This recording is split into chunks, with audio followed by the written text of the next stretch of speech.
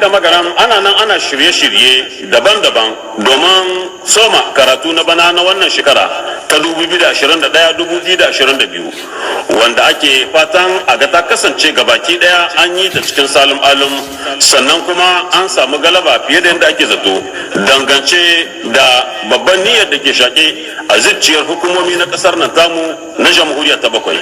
Kamar yadda aka sani shugaban ƙasa, shugaban jamhuriya Muhammad Bazoum lalle ya saka sha'anin tarbiyya a sahun gaba, musamman ma kuma sha'anin wato ilimi da harkar lakwal gabaki daya.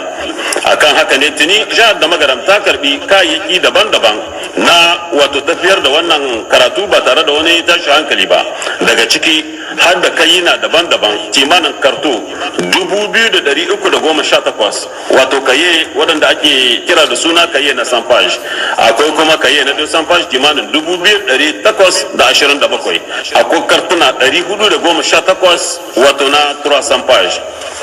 Wannan babu shakka ana saran cewar za su kawo gudunmuwa sosai da sosai na tafiyar da soma karatu, sannan a wajen abin da ya shafi wato tade-tade na ma'aikata ina ne malaman makaranta nan ma komi da komi ya kammala, kamar yadda ayyukan nan na kwamitin nan da aka dora ma alhakin kula da ɗalibai masu ci gaba da ajujuwa ko waɗanda za su sake ajinsu ko kuma waɗanda za a sallama, nan ma ayyukan su wato sun kammala. A takaice ana iya cewa a nan cikin jihar da magaram lalle in ji shugaban ma'aikatar jihar mai kula da harkar ilimi mai barin gado da kuma sabon mai kama aiki, dukansu sun nuna cewar an ɗauki ƙwararrun matakan da ya kamata domin wato wannan komawa makaranta ya tafi tamkar yadda ya kamata. Kamar yadda a fuskar makarantu masu kula da sha'anin ba da horo da kimiyya nan ma gidan shiya noman goje komi da komi ya kammala. Albarkacin wani zaman taro da ya jagoranta a jiya, gwamnan jihar da magaran wato mai barin gado Malam Isa Musa an shaida mishi waɗansu daga cikin matsaloli muhimmai kamar guda biyu da ake cin karo da su wajen shirye-shiryen komawa wannan makaranta.